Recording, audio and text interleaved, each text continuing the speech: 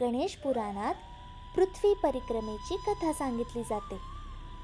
एकदा काय होतं, काही देव आपली समस्या घेऊन भगवान शंकराकडे आले. त्यावेळी त्यांच्यासोबत माता पार्वती, गणेश आणि कार्तिकेय देखील बसले होते. भगवान शिवांनी आपल्या दोन्ही मुलांकडे पाहून विचारले, त्यांच्या समस्येचे तुमच्यापैकी कोण निवारण करू शकेल? त्यावेळी गणेश आणि कार्तिकेय या दोघांनी आपण सक्षम असल्याचे सांगितले. म्हणजे कार्तिकेय म्हणाले, मी सक्षम आहे. गणेशजी म्हणाले, मी सक्षम आहे. त्यांचा तो आत्मविश्वास पाहून भगवान शिवांनी त्यांची परीक्षा घेण्याचे ठरवले. भगवान शिव म्हणाले, जो सगळ्यात आधी पृथ्वीची परिक्रमा पूर्ण करून येईल तो हे कार्य करण्यास सक्षम आहे असे मी समजेन. शंकराची आज्ञा मानून कार्तिकेयजी मोरावर बसून पृथ्वीच्या परिक्रमेसाठी निघून गेले. पण गणपती बाप्पा मात्र तिथेच होते.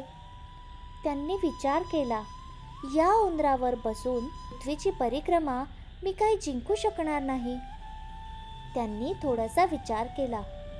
शंकरजी आणि पार्वतीजी जिथे बसले होते त्यांच्या भोवती फेऱ्या मारून त्यांनी आपली पृथ्वीची परिक्रमा पूर्ण केली. दुसरीकडे कार्तिकेयजी आपली पृथ्वीची परिक्रमा पूर्ण करून आल्यानंतर मी विजेता असल्याचे सांगितले.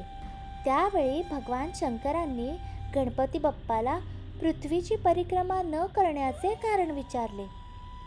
त्यावेळी गणपती बाप्पा म्हणाले की आई वडिलांच्या चरणीच समस्त पृथ्वी समावली आहे, तर परिक्रमेची गरज काय?